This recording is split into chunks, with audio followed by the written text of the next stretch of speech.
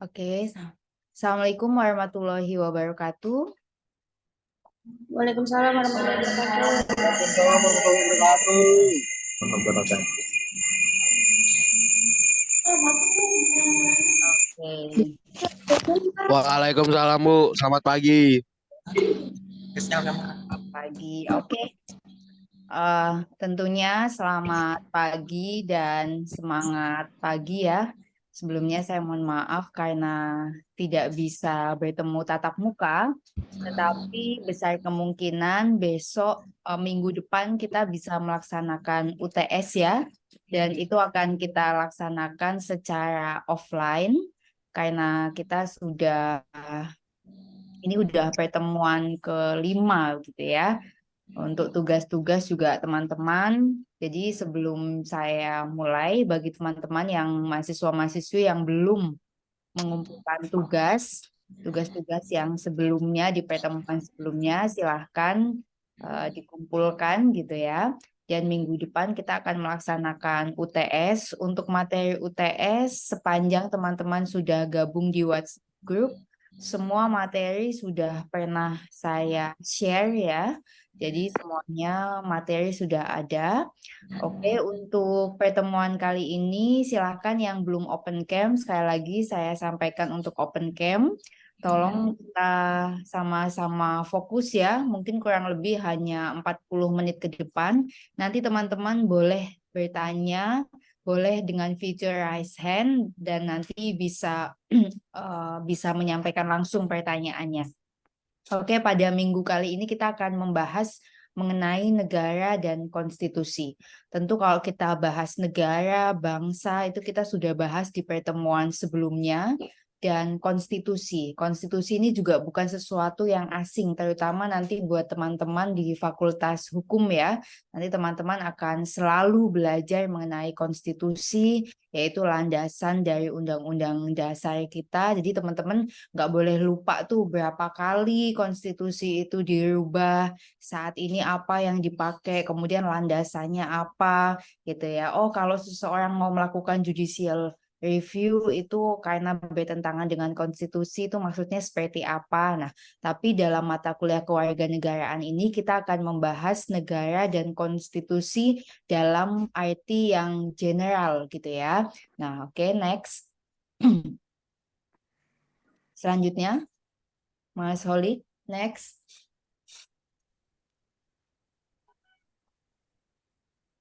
Nah, ini adalah pengertian negara ya.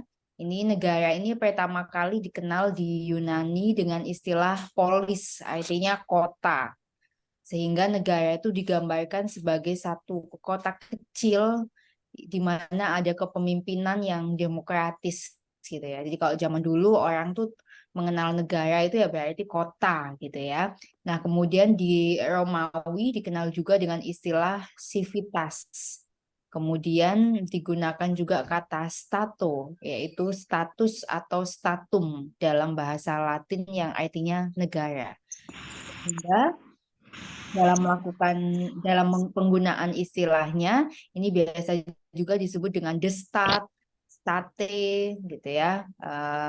The stat, stats, the state, the etat gitu ya. Ini macam-macam bahasa, tapi Lohman dia mendefinisikan negara sebagai satu organisasi kemasyarakatan. Jadi kalau kita bilang organisasi yang paling besar itu apa? Ya negara gitu. Jadi kalau organisasi, asosiasi, perkumpulan ini adalah organisasi dalam bentuk kecil. Tetapi negara ini adalah organisasi kemasyarakatan yang besar yang tujuannya mengatur dan menyelenggarakan sesuatu untuk masyarakat gitu ya. Sehingga dalam negara kita juga melihat gejala-gejala sosial dan politik. Gejala sosial nih saat ini yang sedang berkembang dan bukan hanya gejala sosial, tapi ini adalah satu gejala internasional, artinya gejala sosial yang terjadi dalam dunia politik dan sosial internasional, yaitu Perang Gaza saat ini yang melibatkan Palestina dan Israel. Ini menjadi isu dunia dan menjadi perhatian dunia gitu ya, tidak hanya negara yang saat ini sedang mengalami perang dan negara yang melakukan gencatan senjata, tetapi ini juga menjadi gejala sosial dan politik internasional. Kenapa Bu Perang Gaza ini menjadi gejala sosial dan politik? Ya, politik karena kita tidak hanya sedang berbicara negara dalam arti ada pemerintahan dan ada wilayah, tapi kita juga membahas mengenai bukan juga sekedar agama, tapi ada negara yang ingin menguasai teritori negara lain sampai melakukan gencatan senjata gitu ya, kemudian melakukan genosid gitu ya, genosida atau pembunuhan massal dalam sejarah. Ini juga menjadi salah satu catatan sejarah terbesar di mana gencatan senjatanya atau genosidanya ini dilakukan gila-gilaan gitu ya. Artinya semua akses transportasi ditutup, akses untuk wifi, untuk sinyal, untuk mengirim makanan. Nah, ini sehingga memang ini menjadi isu internasional. Lalu pertanyaan selanjutnya, kok Indonesia nggak kirimkan Bu tentara-tentara untuk ikut membela misalkan? Nah, kita juga terikat dengan perjanjian-perjanjian internasional gitu ya di dalamnya, sehingga ada koridor-koridornya juga, sehingga ya tentunya permasalahan Gaza ini permasalahan yang besar, tetapi kita sebagai negara lain dalam hal ini juga mempunyai batasan dalam melakukan bantuan gitu ya. Oke, kembali lagi bahwa negara merupakan organisasi antar kelompok atau beberapa kelompok manusia yang mendiami wilayah gitu ya.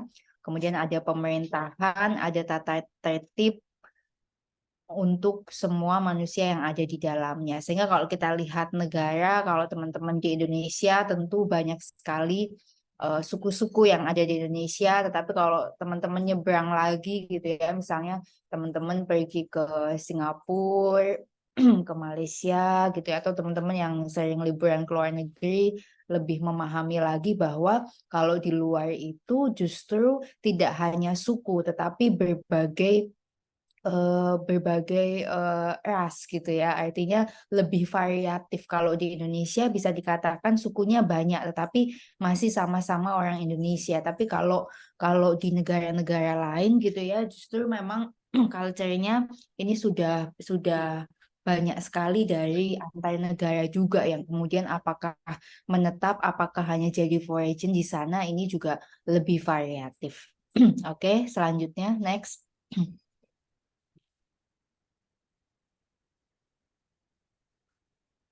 Ini adalah teori terjadinya negara, ini adalah teori kontrak sosial, gitu ya. Ini teori kontrak sosial atau sosial kontrak. Ini adalah menurut perjanjian. Jadi negara terbentuk atas dasar perjanjian yang dilakukan oleh masyarakat. Artinya ada kontrak sosial. Ketika teman-teman jadi warga negara Indonesia, automatically gitu ya, ada aturan-aturan atau kontrak sosial yang sudah otomatis pada saat teman-teman menjadi warga negara Indonesia, maka kontrak sosialnya adalah teman-teman mengikuti aturan atau regulasi yang ada di Indonesia. Kemudian yang kedua, teori ketuhanan. Teori ini menganggap bahwa negara ada karena kehendak Tuhan. Ya, ini udah pastilah ya. Tentunya teori ketuhanan tuh bisa dipegang oleh semua negara yang ada di Indonesia, karena otomatis semua negara juga punya agama yang berbeda-beda, sehingga tentunya ya meyakini bahwa negara itu terbentuk karena kehendak Tuhan.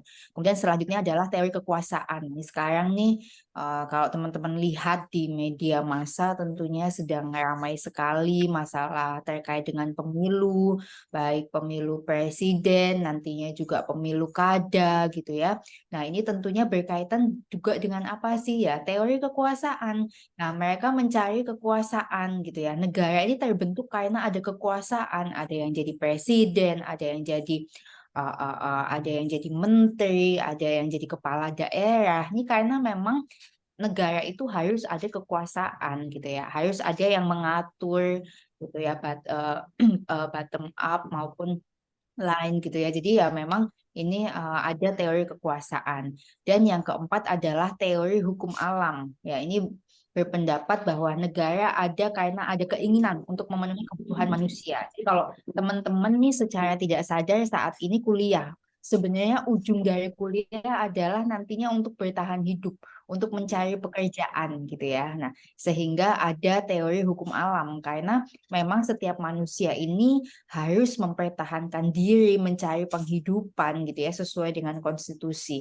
Sehingga sebenarnya secara nggak sadar teman-teman dari sekarang pada saat kuliah ujungnya adalah nanti bekerja. Oleh karenanya saya selalu sampaikan sesuai dengan visi dan misi kampus Borobudur, salah satunya adalah menjadi kampus yang entrepreneur, yang menghasilkan para wirausahawan gitu ya. Artinya mau jadi apapun teman-teman dari sekarang memahami, oke, apa hobinya yang bisa menghasilkan uang next gitu. Kalau ada yang suka main game ya berarti nggak jangan cuman suka menjadi pemain game, tapi bagaimana bisa membuat games gitu ya. Atau yang suka baca buku juga nanti bisa nggak cuman sekedar menjadi penikmat atau pembaca buku, tetapi juga kemudian nantinya juga menghasilkan buku gitu ya. Nah, ini juga teman-teman harus memahami ada yang suka olahraga ya, bagaimana kemudian olahraganya juga bisa menghasilkan.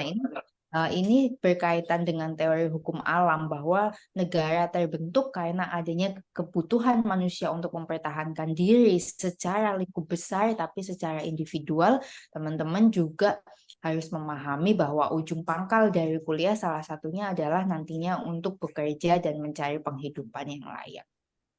Oke, next. Nah, ini adalah sebab terjadinya negara. Jadi macam-macam ya sebab terjadinya negara. Ada yang karena pendudukan gitu ya, artinya ada wilayah yang diduduki oleh sekelompok manusia, contohnya Liberia. Jadi ada sekumpulan manusia yang menduduki satu wilayah sehingga akhirnya menjadi negara Liberia. Tapi ada juga yang karena pelepasan. Ini adalah satu daerah yang semula menjadi wilayah daerah tertentu melepaskan diri dan menyatakan kemerdekaannya gitu ya. Jadi ya dia adalah bagian dari kita. Contohnya kayak Timor Leste dulu adalah bagian dari kita, tapi kemudian dia melepaskan diri gitu ya, ingin memerdekakan diri gitu ya. Ini jadi negara khusus, ada Timor Leste, ada Bangladesh gitu ya. Ada juga yang terjadinya negara ini selain karena pendudukan, karena pelepasan, juga karena pemecahan. Ya ini lenyapnya satu negara dan muncul negara baru. Jadi pecah gitu ya, kayak jadi serikat tapi akhirnya jadi pemecahan, jadi negara baru. Ini adalah Jerman Barat dan Jerman Timur. Dan ada peleburan, yaitu beberapa negara yang meleburkan diri menjadi satu. Oke, ini sebab-sebab terjadinya negara. Next. Nah, ini bentuk negara ya. Ada negara kesatuan, gitu ya, seperti kita gitu ya. Ada juga yang negara serikat atau federasi atau federation. Nah, ini kalau yang unitary state, ini adalah negara kesatuan yang mengatur keseluruhan di lingkungan wilayah negaranya dan berkuasa di pemerintahan pusat. Jadi kalau teman-teman tahu di Indonesia ya betul ada Riau, ada Palembang, ada Daerah Istimewa Yogyakarta, ada Aceh, Nangor Aceh Darussalam dan lain sebagainya. Tetapi ya menjadi kesatuan bahwa pemerintahannya tunduk pada pemerintahan pusat yang masing-masing pemerintahan daerahnya juga ada aturan yang dimana tidak boleh saling bertentangan sehingga aturan yang ada di pemerintah daerah ini harus inline dengan pemerintah pusat, makanya negaranya kesatuan. Nah, negara kesatuan ini sistemnya pastinya adalah sentralisasi terpusat dengan sistem desentralisasinya yaitu berupa otonomi daerah. Ini Indonesia. Teman-teman bayangin lah kalau Indonesia tuh ini berarti negara kesatuan karena ada pemerintah pusatnya walaupun ada otonomi daerahnya tapi aturannya harus inline dan tidak boleh bertentangan. Nah, beda dengan negara serikat atau federation. Ini adalah satu negara yang mempunyai negara bagian, gitu ya. Negara tersebut gabungan dari beberapa negara, gitu ya. Negara bagian tersebut awalnya berdaulat sendiri, kemudian menggabungkan diri dengan negara serikat. Biasanya penggabungannya itu dengan konsekuensi negara yang menggabungkan diri kepada negara serikat harus memberikan sebagian kekuasaannya kepada negara serikat. Jadi bedanya kalau serikat bentuknya jadi negara bagian. Kalau kesatuan itu kan cuma jadi daerah atau state biasa. Tapi kalau federation maka dia menjadi negara serikat gitu ya. Jadi ada federasi gitu ya. Biasanya aturannya agak berbeda, tetapi juga sebetulnya dalam konteks persamaan ya sebenarnya kayak kayak kesatuan juga, cuman dia bentuknya negara serikat gitu ya. Kalau kita hanya pemerintah pusat, pemerintah daerah. Kalau ini adalah jadi serikat federation sama uni serikatnya gitu ya, atau negara bagiannya. Oke, next. Selanjutnya, Mas Solid. Nah, ini adalah tugas-tugas pemerintah. Nah, ini kan semua teman-teman mungkin banyak yang punya dreams untuk kerja di pemerintahan, jadi PNS, atau jadi ASN, jadi pegawai BUMN mungkin ya, gitu ya, atau nantinya kerja di DPR atau apapun. Nah, sehingga teman-teman baik yang menginginkan hal itu atau tidak, minimal harus memahami betul mengenai tugas-tugas pemerintahan. Sehingga mata kuliah ini memang mata kuliah umum yang memberikan pemahaman kepada seluruh mahasiswa ya di semua fakultas bahwa mesti memahami tugas-tugas pemerintah. Yang pertama adalah menjamin terciptanya kondisi keamanan negara dari segala kemungkinan terjadinya ancaman berupa penghancuran keamanan, gitu ya, bentrokan antar warga, menyebabkan tergulingnya pemerintahan yang sah. Nah, ini mungkin teman-teman dulu sempat dengar pada saat adanya uh, bentrokan yang luar biasa gitu ya, kerusuhan tahun 98. Kemudian seperti contohnya yang tadi saya contohkan, saat ini terjadi juga perang di Gaza. Nah, ini pemerintah kita dalam arti kita bicara secara internal Indonesia ini bertugas untuk menjamin kondisi dan keamanan negara ya, sehingga kita semua sebagai masyarakatnya bisa hidup aman, tentram, dan saling berdampingan. Kemudian yang kedua ini terkait dengan mencegah terjadinya bentrokan antar warga. Nah, ini juga menjadi hal penting ya, karena saat ini sangat miris banyak sekali anak-anak sekolah atau anak-anak yang, Bu, bentrokan atau demo boleh nggak boleh kok demo. Demo itu sudah diatur oleh undang-undang, tetapi harus ada izin, kemudian tidak menimbulkan anarkis, tidak menimbulkan bentrokan. Itu sebenarnya demo itu adalah sesuatu yang legal, tetapi ketika terjadi bentrokan, kemudian terjadi pertikaian dan anarki, ini yang tidak sesuai. Kemudian yang ketiga, ini tugas pemerintah adalah menegakkan keadilan bagi setiap warga negara tanpa membedakan status. Bu, tapi dalam kenyataannya hukum itu tumpul ke atas dan runcing ke bawah ya. Ini adalah perbedaan yang nanti kita akan bahas. Tetapi secara teori seharusnya keadilan ini harus bisa dan mampu dirasakan oleh seluruh warga negara tanpa terkecuali, tanpa melihat status ekonomi dan apapun.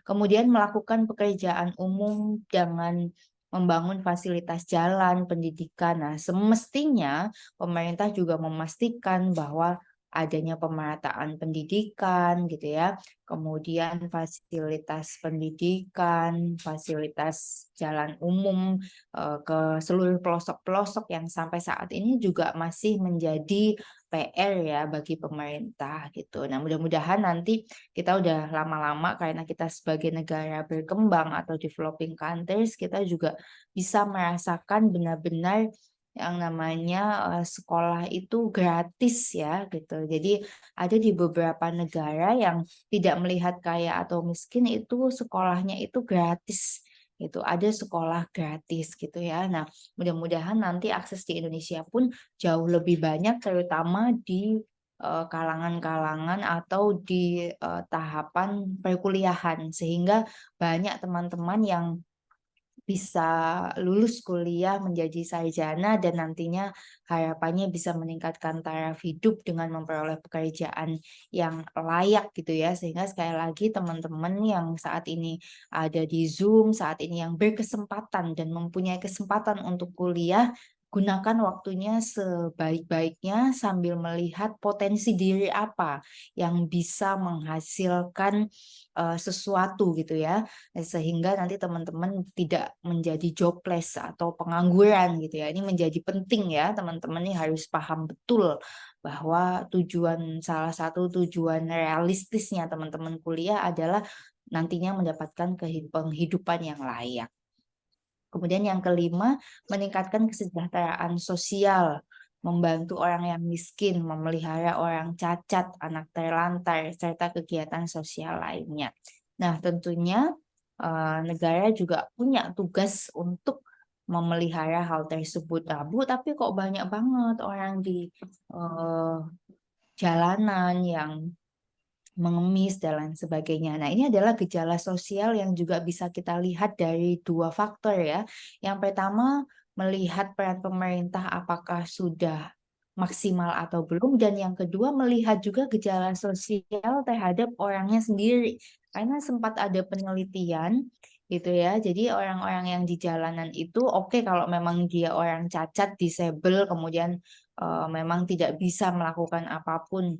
Nah, tapi banyak sekali anak-anak yang usia-usia produktif yang sudah ditangkap oleh dinas masyarakat, itu dinas kemasyarakatan, kemudian sudah diedukasi dan mereka lebih tetap suka tinggal di jalanan gitu karena mereka punya freedom of life, mereka bilang mereka lebih happy, mereka bisa dapat uang banyak. Nah, ini juga adalah gejala sosial yang harus kita lihat dari dua sisi. Tidak hanya melihat peran pemerintah, tetapi gejala sosial apakah orang itu nanti kalau teman-teman nih ada Nobel nanti bisa melihat juga kadang-kadang juga secara psikologi hukum nanti akan melihat bahwa ada fenomena yang justru memang orangnya sendiri yang sangat yang sulit untuk diedukasi. Nah, ini mudah-mudahan teman-teman yang punya kesempatan kuliah ini punya pemikiran yang beda dan nantinya juga bisa melihat berbagai macam hal dari berbagai perspektif. Jadi nggak cuman melihat dari satu perspektif, tapi juga bisa melihat dari perspektif lain. Kemudian yang keenam, menerapkan kebijakan ekonomi yang menguntungkan masyarakat seperti pengendali laju inflasi, mendorong terciptanya lapangan kerja. Nah, selalu kalau kita bicara mengenai jobless atau pengangguran, kita selalu bicara lapangan kerja gitu ya. Nah, tapi mudah-mudahan teman-teman nih yang di sini juga bisa menghasilkan gitu ya atau menciptakan lapangan kerja baru memulai dari hal yang paling kalian sukai, sukanya apa, kemudian menjadi potensi, ini juga bisa melihat itu. Jadi tidak hanya mencari lapangan pekerjaan, tidak hanya lulus bawa-bawa map, tetapi mungkin teman-teman yang emang suka entrepreneur atau yang seniman gitu ya, yang suka melukis, suka bisa menghasilkan aplikasi ini dari sekarang udah harus dieksplor. Jadi nggak ada lagi bahasa kaum rebahan gitu ya. Sukanya rebahan ini kayaknya udah bukan waktunya lagi. Apalagi teman-teman di sini ya banyak banget yang anak rantau gitu ya. Ada yang dari Papua, ada yang dari Medan. Nah, ini juga harus memikirkan mengenai itu. Kemudian tugas pemerintah yang lain adalah membuat dan menerapkan kebijakan pemeliharaan sumber daya alam dan lingkungan. Sesimpel teman-teman saat ini kayaknya Indonesia tuh jadi negara dengan polusi yang salah satu negara dengan polusi yang amat sangat tinggi. Nah, ini juga teman-teman harus mulai aware gitu ya, Rian Reza nih dari Fakultas Teknik nih. Teman-teman harus juga mulai aware gitu ya dengan uh, lingkungan hidup gitu ya. Artinya sesimpel buang sampah, sesimpel menjaga kebersihan, menjaga lingkungan hidup. Meskipun ini adalah tugas pemerintah, tetapi ini juga menjadi tugas-tugas individu dalam memelihara lingkungan hidup. Oke, selanjutnya. Oke.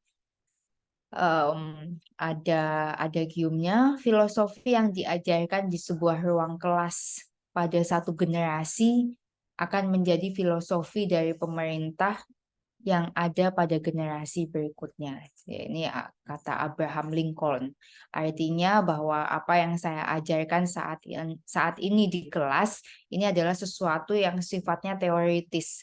Tentunya nanti teman-teman akan mengalami atau menemui banyak sekali hal yang barangkali tidak sesuai dengan teori, tetapi minimal teori ini menjadi acuan berpikir teman-teman. Oh, yang semestinya harus dilakukan oleh pemerintah itu seperti apa? Oh, kewajiban saya sebagai warga negara mestinya seperti apa? Saya selalu sampaikan bahwa mata kuliah kewarganegaraan ini adalah mata kuliah umum yang harus diambil oleh seluruh mahasiswa di semua fakultas yang fungsinya ada rasa cinta terhadap tanah air, juga memahami hak dan kewajiban masing-masing mahasiswa terhadap dirinya, terhadap juga negara. Oke, mungkin sampai sini ada pertanyaan, boleh bertanya sesuai dengan tema, boleh juga bertanya hal-hal yang sifatnya menjadi pembahasan yang saat ini sedang up to date. Silakan. Discussion is much appreciated. Jadi saya sangat mengapresiasi ya yang aktif di kelas, bertanya di kelas. Silakan, saya beri kesempatan untuk diskusi.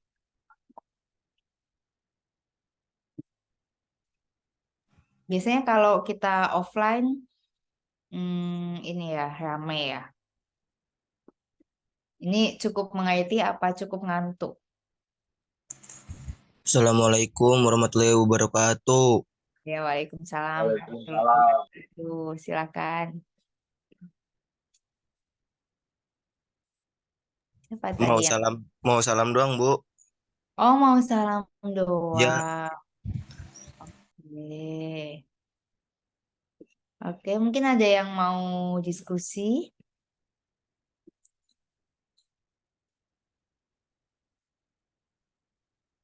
Silakan, mungkin ada yang mau diskusi, ada Felicia, ada Rohimatuz Zahra, nih ada Ipan Prasetyo, banyak nih. Nggak ada yang mau diskusi nih.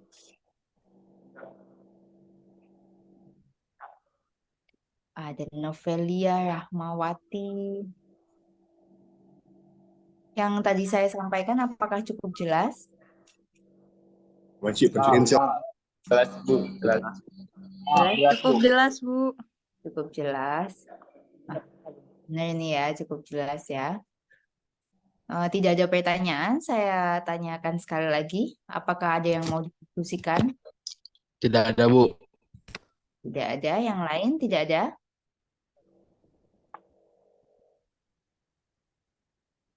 Oke, jika tidak ada teman-teman, selanjutnya nanti masih ada kuliah lagi. Tak ada, Bu. nggak ada, Bu. Ada, Tidak, Bu. Ada, Bu. tidak ada. Ada. Ada, Bu. Ada, Bu. Ada ya, oke. Tidak ada, Bu. Tidak ada. Bu, ada yang bertanya di kolom komentar, Bu. Oh, ada. Bu, kalau negara tercipta gara-gara teori Bang. Big Bang teori gimana? Ini pertanyaan nonton film kayaknya ya. Assalamualaikum, Bu. Saya mau nanya nih, Bu. Siap, silakan. Kan tadi membahas kayak pemerintah memberikan pendidikan gratis ya kepada warga negara. Gimana tanggapan Ibu tentang rekan-rekan saya, angkatan saya yang belum bisa masuk karena pakai KIP? Gimana tanggapan Ibu? Saya Edison, Bu, dari Fakultas Hukum. Oke, Teman-teman yang dari KIP saat ini belum bisa masuk, maksudnya seperti apa? Ada kendala gitu dalam pengurusan KIP-nya atau seperti apa? Katanya sih Bu belum dibolehin masuk Bu. Ya, ya, ya. Gimana menurut Ibu? Ya, yang pasti gini ya, saat ini kan memang ada program pemerintah ya untuk di perguruan tinggi, salah satunya adalah KIP. Jadi KIP ini ada dua kategori, yaitu bagi anak yang berprestasi, ada juga untuk yang kurang mampu gitu ya. Semestinya memang kampus-kampus itu kalau untuk yang negeri dia lebih mudah ya. Artinya memang kuotanya juga lebih besar.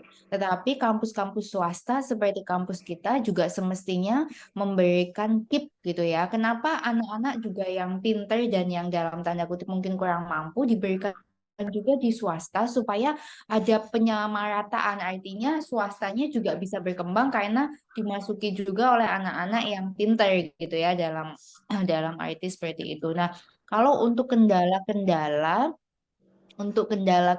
yang dialami di kampus swasta atau yang saat ini dialami oleh kampus kita, mungkin nanti saya harus bertanya lagi ya kendalanya apa, karena memang sebetulnya seharusnya itu sudah diakomodir oleh pemerintah. Nah, tetapi kita harus bertanya lagi juga, Mas Edison, apa kendalanya? Apakah memang secara administratif ada yang belum terpenuhi atau tidak? Karena memang kita tahu, karena memang kuliahnya gratis gitu ya, atau bahkan teman-teman yang KIP ini kan dapat uang saku dari pemerintah, sehingga memang ada kewajiban bagi mereka, contohnya untuk mempertahankan nilai, ada batas minimal. Jadi anak-anak KIP ini nggak boleh seenaknya, dan saya juga sangat setuju bahwa tidak hanya bagi anak KIP, ini bagi teman-teman juga, kalau bisa ya, bukan kalau bisa, harus bisa gitu loh. Artinya harus bisa kuliah dengan sungguh-sungguh. Nah, kalau KIP ini kalau nilainya rendah sekali juga bahkan bisa dicabut KIP-nya. Kemudian kalau untuk yang kendala tadi di kampus kita, nanti coba ditanyakan kepada teman-temannya Mas Edison, apakah permasalahannya terkait dengan syarat-syarat administratif gitu ya. Khawatirnya ada syarat-syarat administratif yang belum dilengkapi oleh teman-teman sehingga memang akhirnya ada kendala gitu. Mudah-mudahan sih tidak ada kendala lagi ya gitu ya, karena semestinya kampus juga tentunya biasanya sangat membantu kepada teman-teman KIP gitu ya. Kemudian teman-teman KIP-nya juga harus taat karena memang mereka dapat subsidi dalam tanda kutip dari pemerintah, sehingga tentu ada persyaratan-persyaratan administratif yang lebih banyak yang harus dipenuhi daripada teman-teman yang masuk kuliah dengan membayar normal seperti biasa. Itu sih jawaban saya ya Mas Edison ya. Jadi nanti bisa ditanyakan apakah kendalanya apa kok masih belum bisa masuk gitu ya. Karena seharusnya sih semestinya sih kalau semua udah diikuti harusnya nggak ada kendala ya. Apalagi ini udah menuju UTS, jadi harusnya ya teman-teman KIP tetap bisa masuk seperti biasa. Gitu ya Mas Edison ya. Baik Bu, terima kasih Bu pendapatnya. Oke, mungkin ada lagi? Bu, saya mau bertanya, Siap. bagaimana tanggapan Ibu terkait yang kan apa tuh namanya anak yang berkeluarga negaraan ganda tuh kayak misalnya di kasus Elkan Bagot kayak gitu, bagaimana tanggapan Ibu, Bu? Ya, untuk urusan keluarga negaraan kan memang kita ada beberapa aturan ya. Artinya pada saat terjadi perkawinan campuran gitu ya antar negara, nanti masing-masing ada aturannya juga apakah anak memilih kewarganegaraan dan berkewarganegaraan ganda itu kan juga memang ada aturannya. Jadi sepanjang itu sesuai dengan legalitas dan aturan dari negara yang berlaku ya sebenarnya tidak ada masalah Mas, karena setiap kewarganegaraan itu ketika terjadi nikah campuran itu kan biasanya anak kemudian memilih mereka domisilinya di mana dan lebih nyaman dengan mana, dan ada kewarganegaraan eh, kewarganegaraan di mana pada saat belum cakap mereka masih bisa menggunakan masih belum memilih warga negara. Jadi ya sebenarnya tidak ada isu sih sepanjang mengikuti regulasi yang berlaku di setiap negara. Gitu ya. Baik, Bu. Terima kasih, Bu. Oke, ada lagi mungkin? Itu ada yang tanya di chat, Bu. Oh, oke.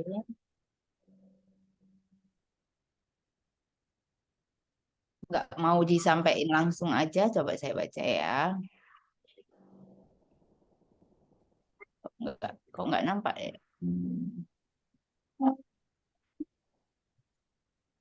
Bagaimana satu negara bisa terpecah dan menjadi negara baru atau memerdekakan diri menjadi negara sendiri? Nah, undang-undang yang mengatur seperti apa dan bagaimana cara mempertahankan agar tidak terjadi hal tersebut? Contoh kasus Indonesia yang mempertahankan Indonesia bagian timur. Ya, memang negara itu bisa menjadi pecah itu karena berbagai macam hal. Yang pertama, perpecahan negara itu bisa terjadi karena ya dalam tanda kutip ketidakcocokan terhadap satu aturan. Contoh yang paling signifikan adalah seperti negara bagian timur atau sempat juga Aceh gitu kan ingin memerdekakan diri dan ingin menjadikan Islam sebagai pedoman hidup bernegaranya, ya tentunya itu karena adanya perbedaan ideologi. Tentu hal-hal semacam itu bisa terjadi paling besar alasannya karena adanya perbedaan ideologi, gitu ya. Nah, kenapa perbedaan ideologi itu bisa terjadi? Ya karena banyak sekali kelompok-kelompok massa tertentu yang ingin melepaskan diri, gitu ya, yang punya pandangan lain, gitu ya. Nah, tentunya peran negara dalam hal ini ya tentu mempertahankan dan ada aturan-aturan seperti pemandatan, makar dan lain sebagainya itu diatur dalam uh, KUHP kita, dalam regulasi kita. Tetapi manakala ada negara yang akhirnya melepaskan diri, tentunya nantinya akan ada semacam regulasi baru dari pemerintah melihat dinamikanya, apakah masih mungkin dipertahankan atau tidak. Contohnya kayak GAM, Gerakan Aceh Merdeka, seperti apa mereka memberontak, ingin mendirikan negara yang mendasarkan agama Islam sebagai pedoman hidup bernegaranya. Tetapi Indonesia kemudian tetap mempertahankan karena toh Gerakan Aceh Merdeka ini hanya diinisiasi oleh sebagian orang saja. Tetapi pada kasus-kasus tertentu di mana akhirnya diperbolehkan melepaskan diri, ya kita lihat biasanya seperti Timor Leste yang kita lihat bahwa secara geografis dia juga sebenarnya sangat jauh dari kita. Kemudian ada pertimbangan-pertimbangan gejala sosial, faktor ekonomi dan lain sebagainya yang akhirnya ada undang-undang khusus yang mengatur mengenai hal tersebut. Jadi dilihat lagi. Jadi pertanyaannya bagus sekali ya. Jadi dilihat apakah kemudian ini hanyalah gerakan sebagian orang ataukah memang ada kebutuhan kemendesakan dalam tanda kutip yang memang bisa dilihat dari macam-macam perspektif secara geografis, secara ideologis dan lain sebagainya. Gitu ya Mas Ipan Prasetyo ya. Mana nih yang bertanya Mas Ipan Prasetyo? Cukup jelas Mas Ipan? Yang bertanya mana ini orangnya? Oke. Cukup jelas Mas Ivan. Oke. Ada lagi yang mau bertanya? Oh, ada lagi. Saya Bu, mau nanya Bu. Siap. Tadi kan Ibu sempat bahas tentang perubahan konstitusi ya Bu ya. Ya. Yang dirubah itu mekanismenya atau materialnya Bu. Dan yang terakhir yang berubah itu apanya ya Bu? Oke. Ah, ya Bu. Jadi tentunya konstitusi itu kan mengalami banyak perubahan ya, ada beberapa perubahan tentunya ya berkaitan dengan substansinya. Biasanya dia adalah penyempurnaan gitu ya, ada beberapa penyempurnaan konstitusi gitu ya. Nanti teman-teman di kuliah selanjutnya boleh teman-teman beli ya undang-undang dasar undang-undang NRI yang saat ini berlaku, jadi teman-teman tahu bahwa semua aturan, semua regulasi itu berdasarkan dengan konstitusi atau Undang-Undang Dasar 45. Nah, tetapi memang terjadi beberapa perubahan seperti pada saat itu Indonesia masih berupa negara serikat gitu ya, sehingga konstitusinya ada perubahan ketika sudah kembali lagi ke Undang-Undang 45. Jadi nanti ada perubahan substansi di dalam pasal-pasalnya sehingga ada berbagai macam perubahan. Itu sebabnya ada amandemen gitu ya. Kalau nanti dikenal juga dalam perubahan-perubahan regulasi atau aturan, nanti teman-teman akan belajar ini kalau yang di Fakultas Hukum ada namanya amandemen, berarti hanya mengubah sebagian, ada yang mencabut dan mengubah keseluruhan gitu ya. Atau ada tidak diberlakukannya satu undang-undang dan diganti dengan undang-undang baru. Nah, itu semua dianulir di dalam undang-undang 45 gitu ya. Jadi nanti teman-teman bisa lihat konstitusi kita tuh berapa kali sih dirubah. Nanti kita akan bahas secara detail ya. Terus apa saja perubahannya. Tetapi yang paling banyak terjadi adalah secara substansinya. Karena juga terjadi perubahan bentuk negara, kemudian dinamika sosial politiknya juga berubah gitu ya. Sehingga ada perubahan-perubahan di dalam konstitusi kita. Itu ya, jadi perubahannya adalah dalam substansinya. Oke, jelas Mas Edison? Siap Bu, siap. Mantap betul. Mantap betul. Ada lagi yang ingin bertanya? Oke, jika Assalamualaikum Bu. ya, Saya mau nanya, kan ya. Ibu bilang berkaitan dengan konstitusi. Apa ketika suatu negara ingin membuat suatu perubahan, salah satunya yang harus dilakukan dengan membuarkan lembaga perwakilan rakyat. Apa gimana Bu? Kenapa maksudnya? Nih kan misalkan Ibu bilang berkaitan dengan konstitusi. Apakah ketika suatu negara ingin membuat suatu perubahan di dalam konstitusinya itu, apa harus membuarkan lembaga perwakilan rakyatnya, Bu? Oke. Jadi kalau ada satu negara mau merubah konstitusinya, apakah membubarkan MPR-nya? Ya tentu saja tidak.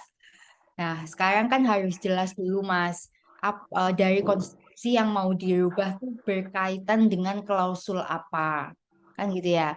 Berkaitan dengan klausul apa dulu nih? Nah, tentunya nanti perubahan terhadap konstitusi itu memang menjadi kewenangan dari MPR. Kan salah satunya gitu, tidak hanya seperti undang-undang biasa. Jadi kalau undang-undang biasa tentunya nanti ada prolegnasnya dari DPR gitu kan. Kemudian nanti memanggil ada RDP atau rapat dengar pendapat dengan pihak yang ingin melakukan perubahan. Nah, kalau berkaitan dengan konstitusi, nah kalau dengan konstitusi ini harus jelas apa dulu yang mau dirubah, apakah sistem pemilunya misalkan, ataukah berkaitan dengan apa? Tentu tidak pembubaran instansinya dong, tetapi justru nanti mekanismenya diatur seperti apa.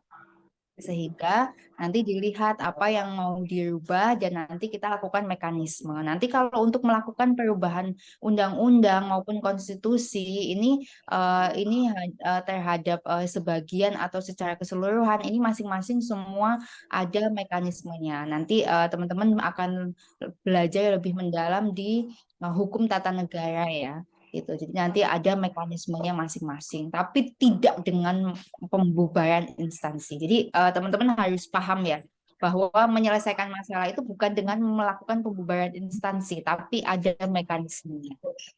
Gitu ya. Siapa yang bertanya? Cukup jelas? Cukup Bu, makasih ya. Oke, ada lagi. Ada lagi di chat, ada satu. negara Indonesia pemerintahan tertingginya adalah pemerintah.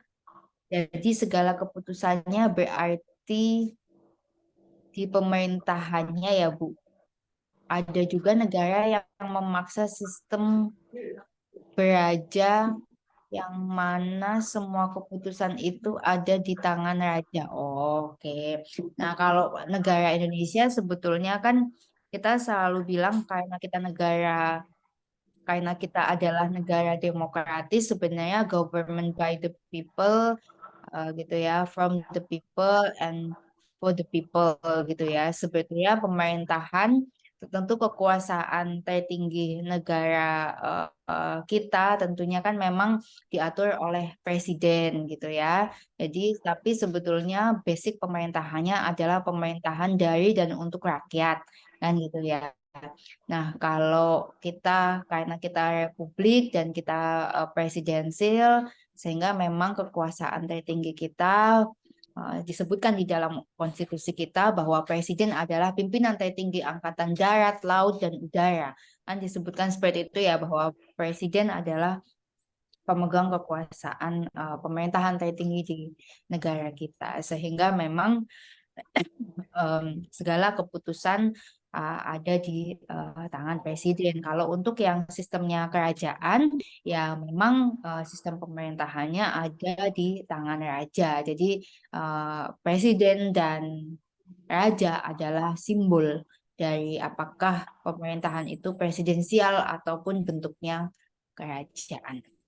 Gitu ya. Kak Fitri, jelas ya.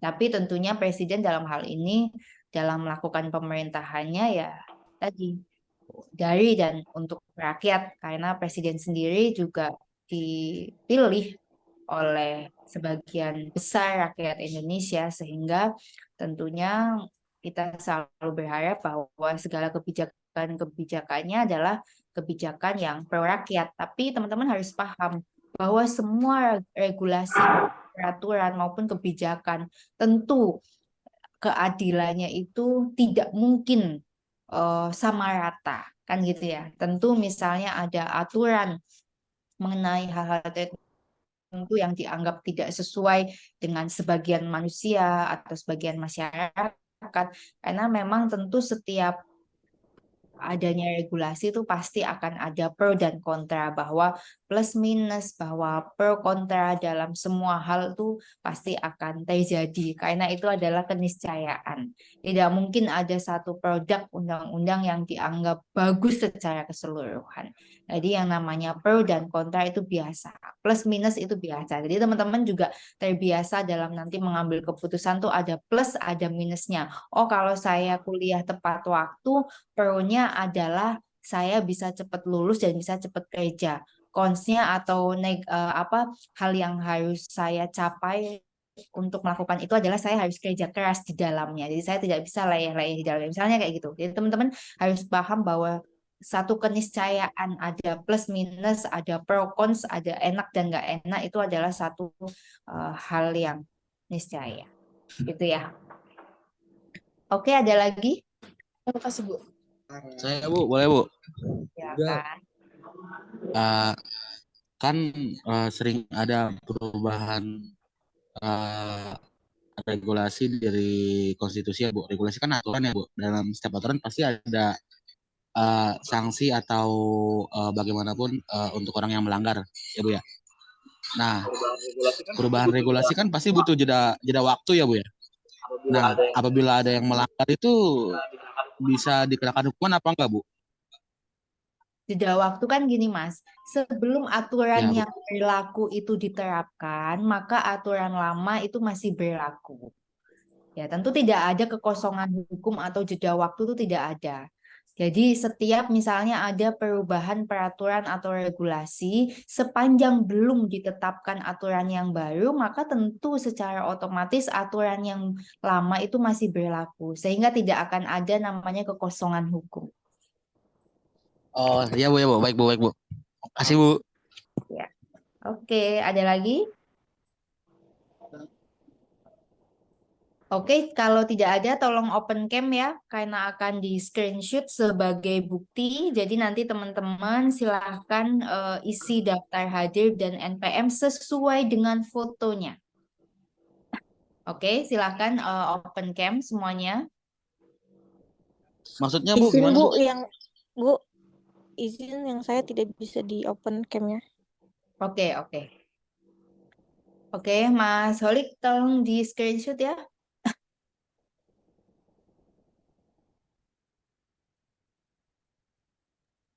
Ya, siap. Oke. 1, 2, 3.